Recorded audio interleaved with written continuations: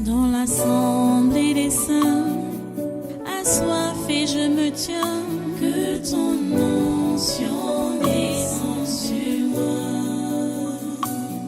Conscient que mon destin est dans le creux de ta main, que ton onction descende sur moi. Je suis disposé, assoiffé, que ton onction descende sur moi. Je suis disposé, assoiffé,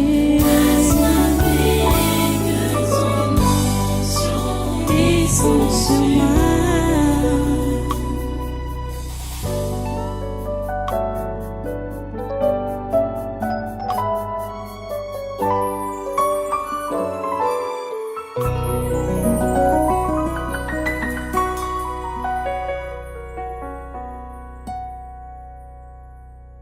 Alléluia. Je crois que tu as déjà pris ta Bible et tu as déjà ouvert au passage que j'ai donné. 2 Corinthiens chapitre 8. 2 Corinthiens chapitre 8. Nous allons lire à partir du premier verset, bien sûr. Ok, nous lisons ceci. Nous vous faisons connaître, frères, la grâce de Dieu qui s'est manifestée dans les églises de la Macédoine, au milieu de beaucoup de tribulations qui les ont éprouvées, leur joie débordante et leur pauvreté profonde ont produit avec abondance de riches libéralités de leur part. Ils ont, je l'atteste, donné volontairement selon leurs moyens et même au-delà de leurs moyens. Nous demandons avec de grandes instances la grâce de prendre part à l'assistance destinée aux saints. Et non seulement ils ont contribué comme nous l'espérions, mais ils se sont d'abord donnés eux-mêmes au Seigneur, puis à nous par la volonté de Dieu. Nous avons donc engagé Tite à achever chez vous cette œuvre de bienfaisance, comme il avait commencé. De même que vous excellez en toutes choses, en foi, en parole, en connaissance, en zèle à tous égards, et dans votre amour pour nous, faites en sorte d'exceller aussi dans cette œuvre de bienfaisance. Je ne dis pas cela pour donner un ordre, mais pour éprouver par le zèle des autres la sincérité de votre charité. Car vous connaissez la grâce de notre Seigneur Jésus-Christ qui, pour vous, s'est fait pauvre, de riche qu'il était, afin que, par sa pauvreté, vous fussiez enrichis. Prions le Seigneur. Père 3 fois saint, nous te remercions une fois de plus. Nous te remercions toujours pour tout ce que tu fais. Merci, parce que aujourd'hui encore, tu nous as réunis ici pour nous instruire. Merci pour tout ce que tu as déjà fait. Merci pour toutes nos prières que tu as déjà écoutées. Merci, Seigneur, pour tout ce que tu as engagé dans ce monde. Seigneur, s'il te plaît, maintenant, donne à tes enfants les oreilles des disciples. Donne-leur d'être attentifs et de pouvoir saisir tes instructions de ce jour, de ce programme, de ce moment. Seigneur, nous comptons sur toi. Que ta volonté s'accomplisse dans nos vies, comme au ciel. Ô Dieu, merci de le faire. Au nom puissant de Jésus, nous avons prié. Amen. Amen.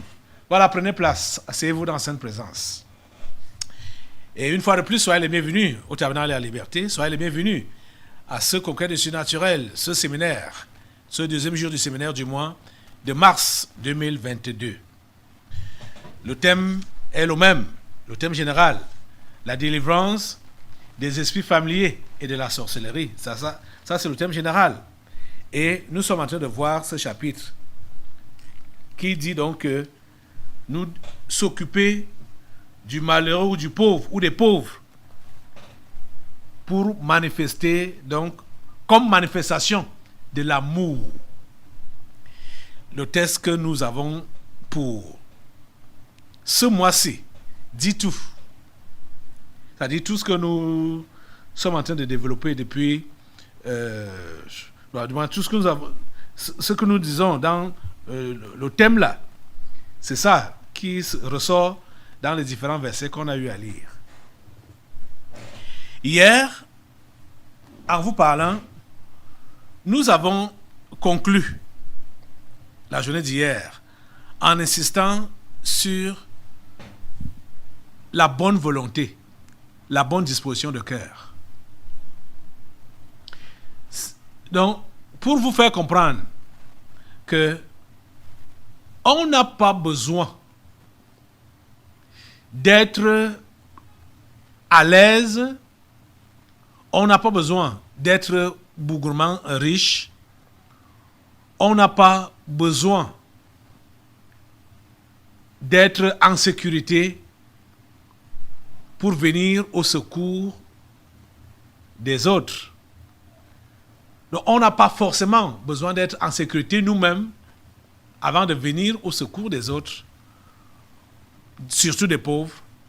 On n'a pas besoin d'être riche pour enrichir les pauvres ou pour secourir les pauvres. Notre état d'esprit est ce qui compte. C'est ça que Dieu regarde, c'est ça que Dieu voit, et c'est ça qu'il récompense. S'occuper des pauvres, c'est notre sous-thème, s'occuper des pauvres. Donc pour manifester l'amour, comme pratiquement, pour montrer qu'on manifeste l'amour, il faut s'occuper des pauvres. Et de quels pauvres il s'agit? C'est ça que on n'a pas besoin de revenir sur ça.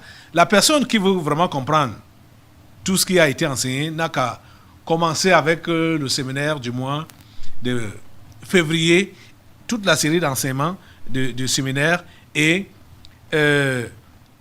l'interséminaire du mois de février jusqu'au mois de mars. Nous avons continué à enseigner dans le même sens, où on était donc en train de voir les caractéristiques du pauvre. Donc, nous sommes toujours dans le sujet. Si vous ne comprenez pas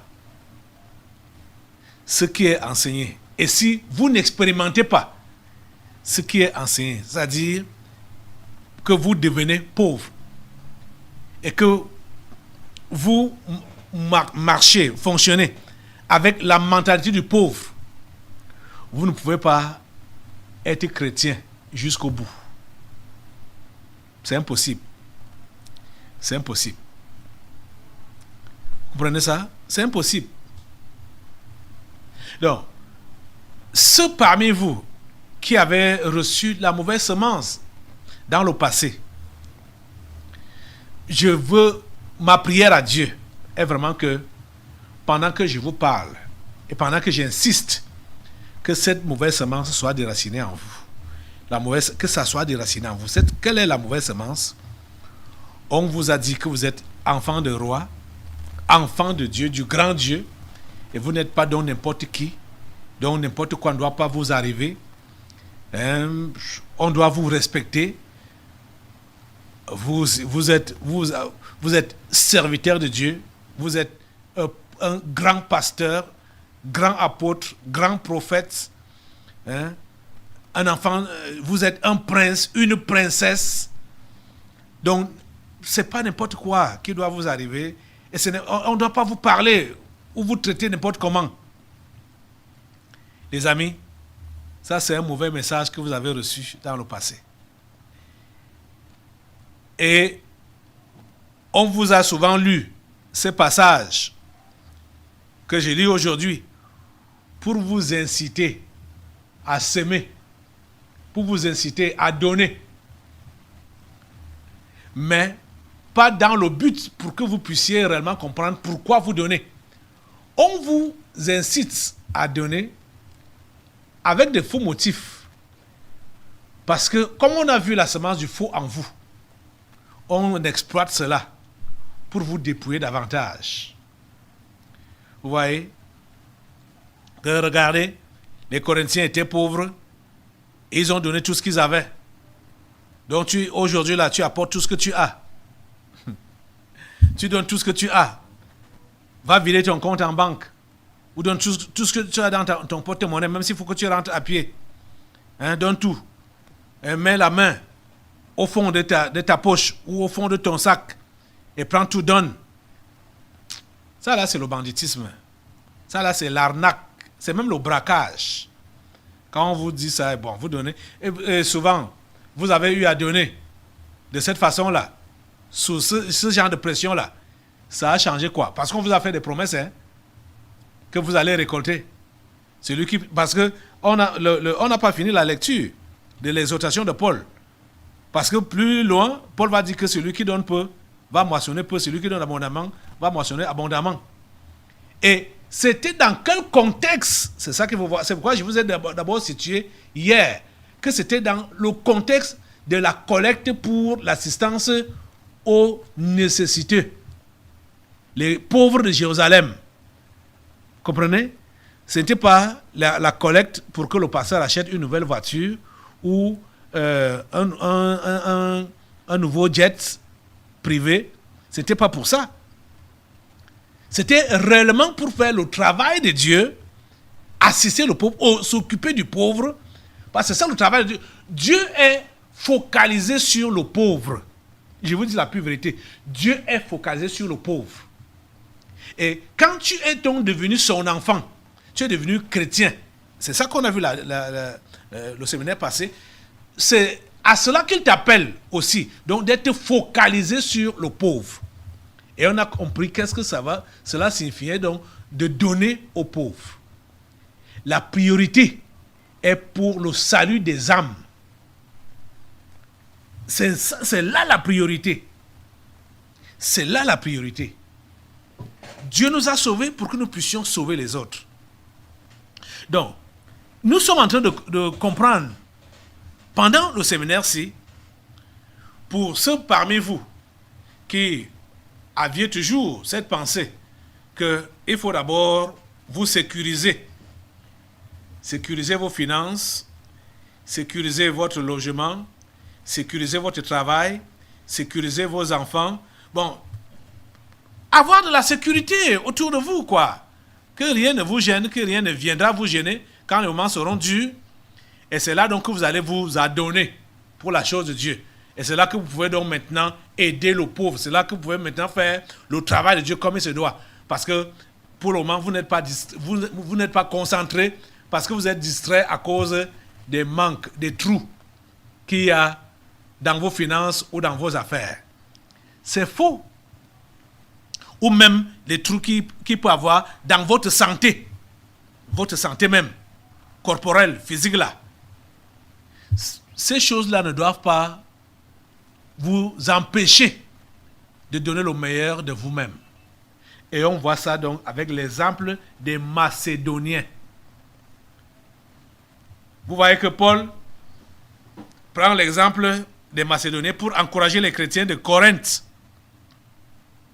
Et aujourd'hui, ce sont les chrétiens du Tabernacle de la Liberté qui sont encouragés de par le monde entier qu'il faut suivre le modèle des Macédoniens.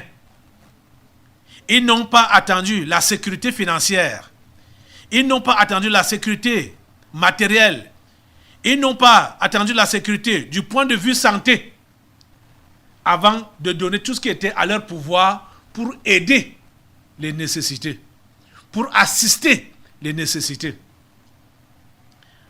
La fois dernière, on a vu l'exemple de cet homme qui a été braqué et qui a été assisté par un inconnu, un étranger, quelqu'un qui n'avait pas son nom écrit dans l'histoire des affaires de l'Église. C'est lui qui l'a assisté. Pourquoi? Parce qu'il avait le cœur de Dieu, donc un cœur d'amour. Il a vu le besoin, il a vu quelqu'un qui était braqué, demi-mort. Et il est venu à sa rescousse. Et les pauvres là-bas dehors, c'est comme ça qu'ils sont. Ils ont été braqués et ils sont couchés à demi-mort. Nous devons aller à leur rescousse, sans chercher d'abord à nous rassurer de nos arrières, sans forcément assurer nos arrières avant de secourir les autres. Repartons dans notre texte, les amis, voyons cela. Allons directement au verset 2 là. Je n'aimerais pas vraiment être long aujourd'hui, mais je veux aller dans les points principaux. Verset 2, 2 Corinthiens chapitre 8. Au milieu de beaucoup de tribulations qui les ont éprouvées, leur joie débordante et leur pauvreté profonde ont produit avec abondance de riches libéralités de leur part. Ça, c'était la description des Macédoniens. Comment ils étaient socialement parlant, comment ils étaient moralement parlant. Parce que vous savez, quand vous êtes maltraité, votre morale n'est pas au beau fixe. Ils étaient sous la maltraitance, persécutés. Ils étaient dans le besoin. Ils étaient pauvres. Ils étaient eux-mêmes dans le besoin. Mais quand il a fallu secourir les autres qui étaient aussi dans le besoin, ils ont préféré se priver eux-mêmes. Ils ont accueilli la nouvelle avec beaucoup de joie.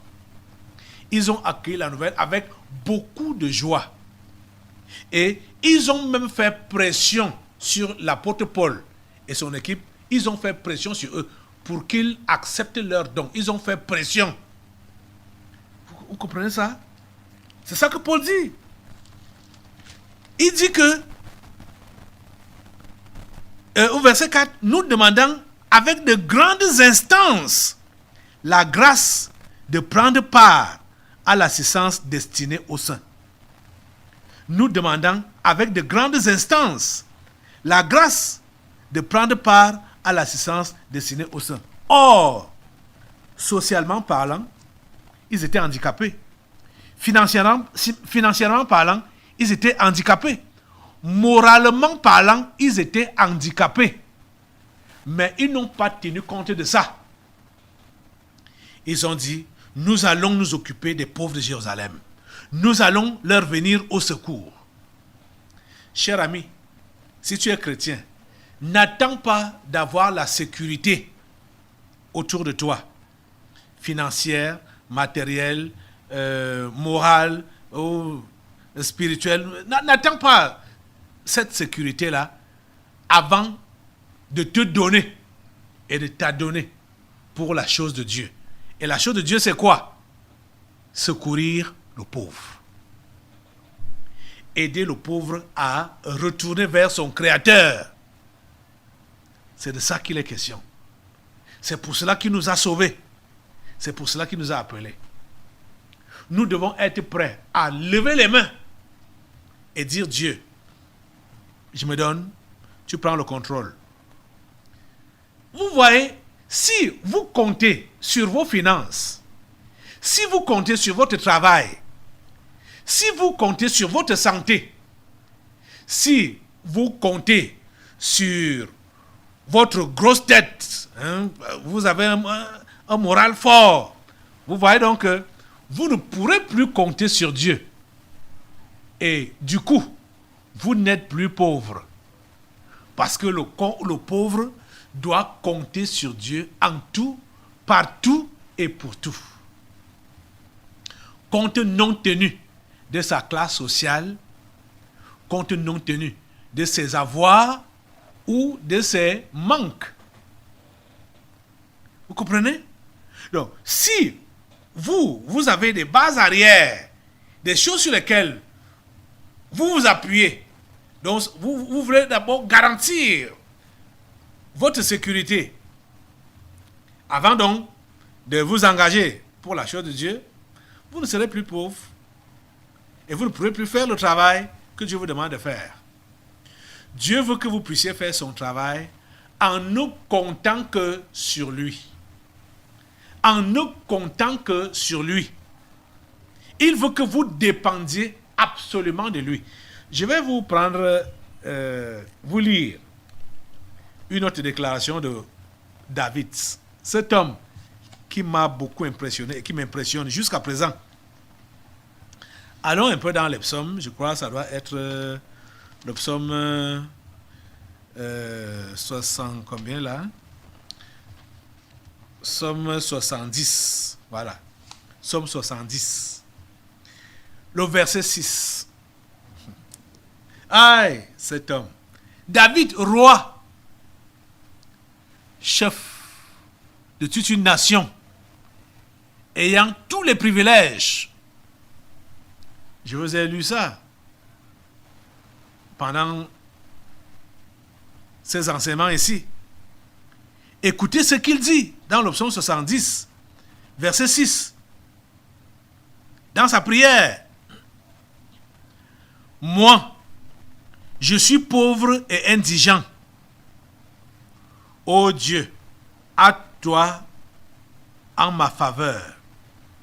Tu es mon aide et mon libérateur.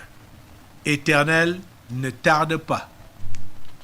Vous êtes en train de comprendre? C'est un roi qui fait cette prière. Vous voulez vous rassurer. Allez au premier verset, l'introduction de ce psaume. Ça dit quoi? Au chef des chantres de David, pour souvenir. Je vous ai dit que le pauvre que Dieu apprécie, le pauvre selon Dieu, il commence, il sait qu'il est pauvre et qu'il dépend de Dieu, et il chemine dans cette pensée-là, et il finit sa carrière ou sa course chrétienne dans cette pensée-là. Voyez, le psaume 70 nous dit que c'était pour souvenir. Pour souvenir. Ça veut dire que David n'a jamais oublié son état. Il n'a jamais oublié sa nature. C'est ça qu'il rappelle toujours à Dieu. Que Dieu, je ne dépends que de toi. Je suis pauvre et indigent. Sans toi, je ne suis rien. Si tu ne me viens pas au secours, personne ne peut me secourir. Je ne peux compter sur personne d'autre. Je ne peux pas compter sur mes forces. Je ne peux pas compter sur mes parents. Je ne peux pas compter sur eux. Je ne compte sur personne d'autre. Voyez quelqu'un, roi de son état, chef des armées, ayant toute l'assurance possible. Quand il prie Dieu dans son secret, il dit, mon père et ma mère m'abandonnent, mais l'Éternel me recueillera. Pour nous faire comprendre quoi? Qu'il ne dépend même pas de ses parents. Il a déjà brisé le pont, coupé les liens avec la famille depuis longtemps. Pourtant, dans le contexte réel, c'est David qui prenait encore soin de ses parents. Vous comprenez? Parce que quand on parle de se séparer des parents ou de la famille, il faut bien comprendre que nos gens, nos familles, ils ne comprennent rien de Dieu. Et quand on se convertit, ils voient que c'est une nouvelle chose. Et la première attitude ou le premier réflexe qui leur vient, c'est de nous combattre. Donc, quand tu t'es converti et tu as donc exposé ta foi à tes parents ou aux membres de ta famille charnelle. C'est ce que tu dois déjà faire. Si te combattent, tu dois te retirer. Bon, s'ils ne disent rien, bon, déjà, et c'est même difficile qu'ils ne disent rien, tu dois continuer à leur parler. Mais s'ils te combattent, retire-toi de peur qu'ils ne t'engloutissent. Bon, s'ils ne disent rien et bon, continue à leur parler, si tu peux leur venir en aide dans des cadres bien précis, dans des cadres bien précis, si tu peux le faire, fais-le, mais pas dans les histoires de mort, puisque déjà tu dois leur... Quand tu te convertis là, il faut que tu leur dises ce que tu fais. Je vous disais hier que j'étais encore enfant quand je me suis converti. J'avais déjà dit à mes gens de la famille Chanel quel est le comportement chrétien. Et ils savaient. Ils savaient déjà. Ils savaient que le chrétien ne boit pas les alcools. Le chrétien ne donne pas des alcools. Le chrétien ne participe pas aux histoires des alcools. Le chrétien n'est pas là pour les traditions. Le chrétien, ils savaient. Je leur ai dit tout ça. Vous comprenez? Donc, quand tu as donc des parents qui vont t'entraîner dans ces choses-là, toi tu dis que tu es chrétien et tu te laisses faire, c'est là que tu trahis la foi.